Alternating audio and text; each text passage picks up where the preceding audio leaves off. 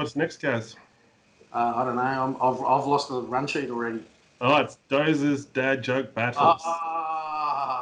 So the mighty Connor Fields and Max Cairns head to head. So we're not even going to introduce this. Before they go head to head, we've got Shaun Collins who'll give us a bit of a rundown on what it's all about, and he'll do the introduction for us. That's correct. So over to you, Shaun, or Dozer, we should say.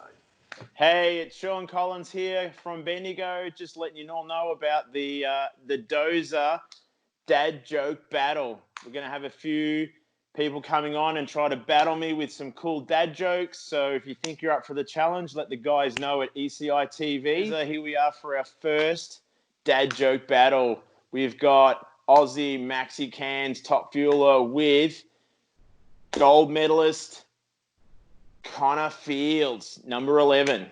Okay, so wonder who will win this one. We've got a bit of a dad joke battle going on.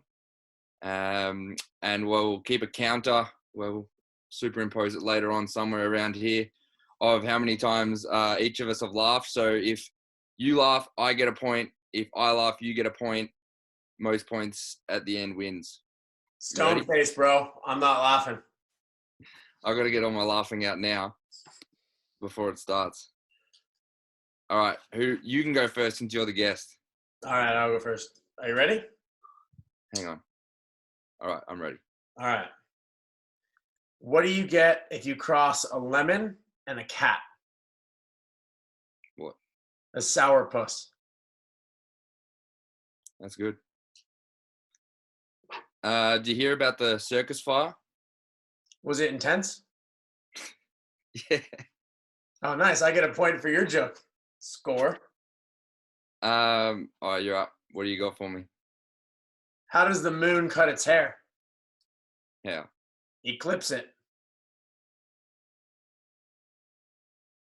That's good. All right, are you keeping score? Yes, 1-0 me. All right, cool.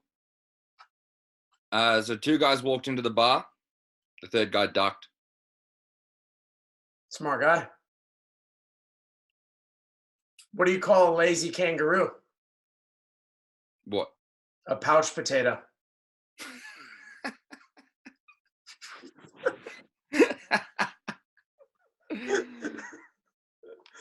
Do you know a guy that can hold 20 liters of fuel? A guy that can hold 20 liters of fuel? Yeah, or like, diesel. Oh, gas. What do you call it, gas? No. Oh, Jerry can.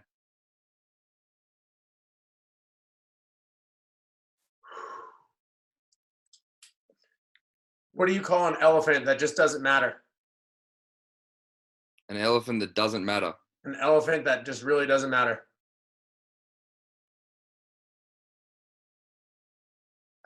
Irrelevant.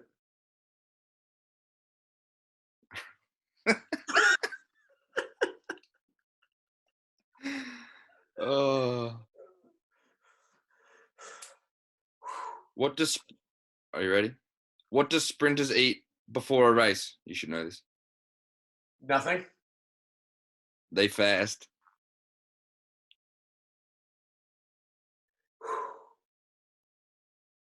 What's brown and sticky? Poo. A stick.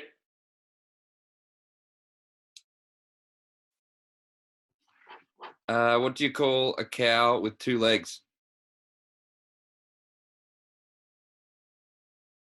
Lean beef. What do you call a cow with no legs?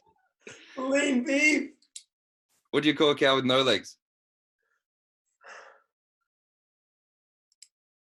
Ground beef. Oh. Do I get 2 points because I laughed at both? Nah, that's just one joke. It's just got two punchlines. That's a good one. What do you call a gummy? Oh, I messed it up. Oh, grab it. Grab it. All right. What's a koala's favorite drink? Coca-Cola. Why don't ants get coronavirus? Too soon.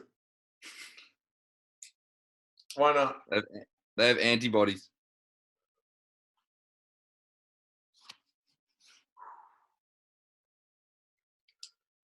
What do you call a fake noodle? What? An imposter.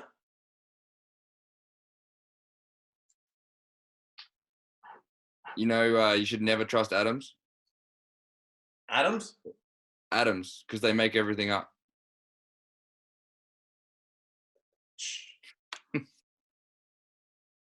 What's the difference between an Aussie wedding and a funeral? What? One less drunk at the funeral.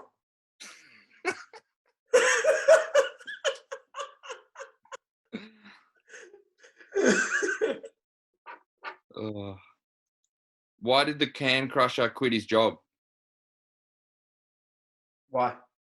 It was so depressing.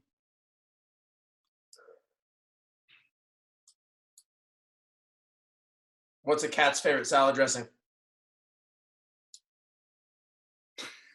I already know this one. Ranch. Oh, I've heard that so many times. Do you know what we call Miley Cyrus in Australia? What? Kilometer Cyrus.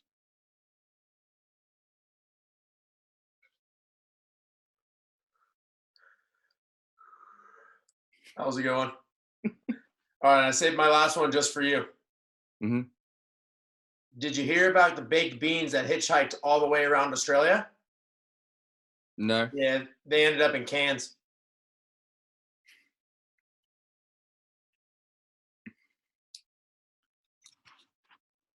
What did Winnie Pooh say to his agent? What? Show me the honey.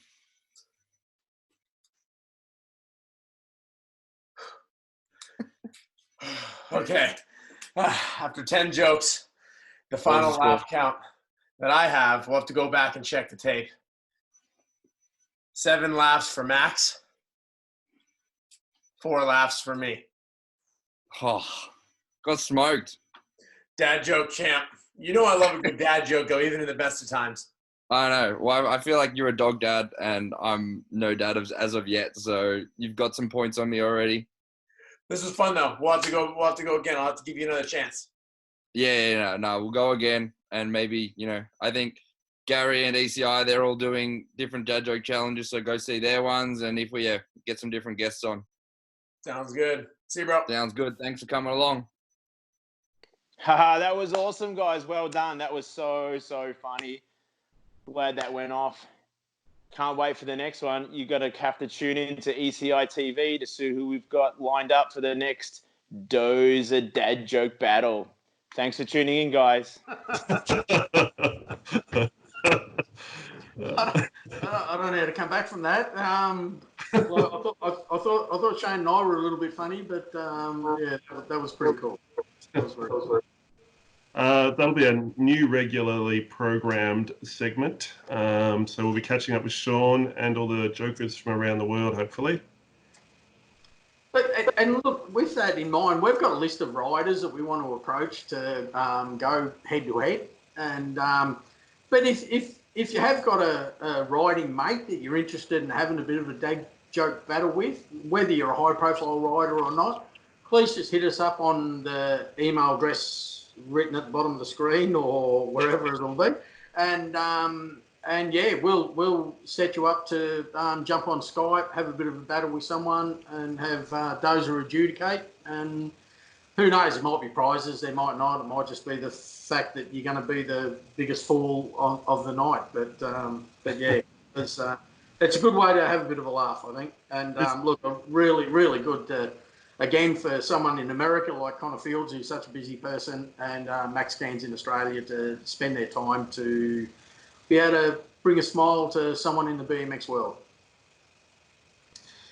And back to something a little bit more serious, the old discs versus V-brake argument. So while I was talking to Bill Ryan and Bruce Morris today, I asked them for some of their insights. So we'll play those, but before we get to that, Gary, what's your take on discs versus V-brake? Personally, I like I like the concept of V-brake. Mainly, my main reason behind it is, and I haven't done the weight comparison or anything. I think V-brakes has got to be lighter. One of the main things is BMX is like a semi-contact sport as far as I'm concerned. There's always a bit of clashing. There's always a little bit of argy-bargy.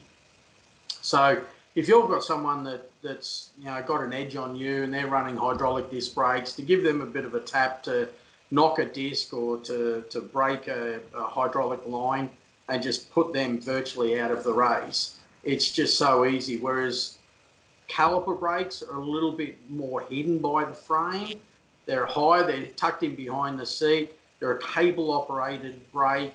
At the end of the day, braking's not paramount in BMX racing. So disc brakes were invented to be belting down a hill at 60 kilometres an hour dodging trees. So I don't think it's required, but that's just my personal feeling. So it's an additional cost, I believe a little bit of additional weight, and I can't see a huge additional benefit. So as far as I'm concerned, it's V-brakes for me, but hey, I don't ride, I just sell the stuff. So I'm happy to sell either disc brakes or V-brakes. But at the end of the day, and look, a lot of my customers that have asked me that question that have wanted to go on to disc brake, I'm quite honest and I'll turn around and prefer not to sell them a set of disc brakes just for their own benefit on the track. But like I said, that's only my opinion. You do have numerous riders who have chosen to run disc brakes. Have they come back with any problems? No, none have come back with any problems.